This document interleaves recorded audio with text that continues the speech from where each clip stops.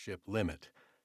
That is, their organizational culture restricts leaders and leadership development.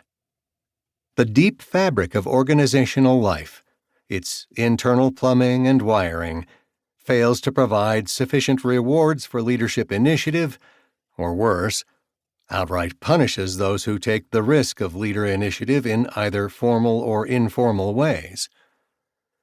Warren Bennis, the well-known leadership and organizational expert, first articulated this notion by suggesting an unconscious conspiracy in which organizations create hidden obstacles that make it extremely difficult to lead. This book provides organizations with a performance development process that can be institutionalized to enhance leadership development and effectiveness.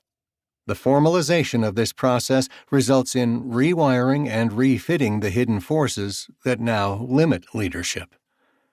The formalization process gives everyone a chance to fulfill their natural ability to lead, make a difference, and contribute to organizational success.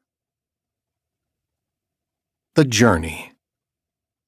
Helen Keller once said, "There is no royal road to the summit. Each person must zigzag their own way." The journey toward developing your natural-born leader skills begins by understanding the natural-born leader phenomenon. Chapter 1 describes this phenomenon and outlines the skills associated with being a natural-born leader. 3 broad natural-born leader skill categories are described: foundational leadership skills, leadership direction skills, and leadership influence skills. Chapter 2 takes you on the next step along the leadership development journey. It provides a natural-born leader skill assessment. The assessment provides feedback on how you match up to the portrait of a natural-born leader. It measures your strengths and areas that need improvement. The next stage of the journey involves selecting the skills you want to work on in each broad category and then committing to skill development.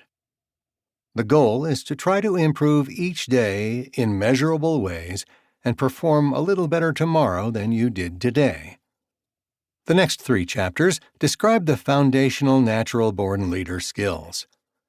These skills form the footing upon which you stand to be seen as a natural-born leader. These skills are prerequisites for leadership effectiveness. 3 pillars make up the foundational skills. Chapter 3 describes the self-awareness skills that define who you are as a leader. Chapter 4 defines the skills that leaders use to build rapport. Chapter 5 explains how leaders clarify expectations. Chapters 6, 7, and 8 describe the natural-born leader direction skills.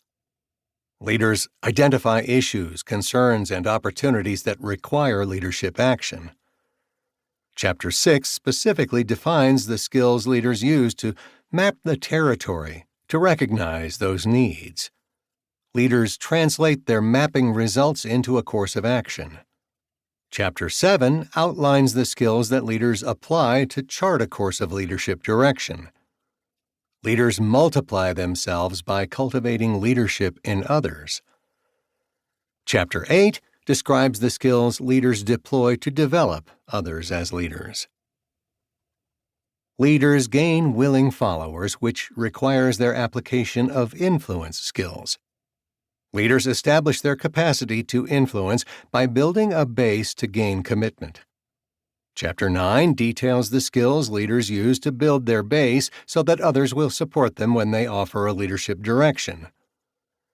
Leaders use specific skills to influence people. Chapter 10 tells you how leaders apply these skills to gain willing followers.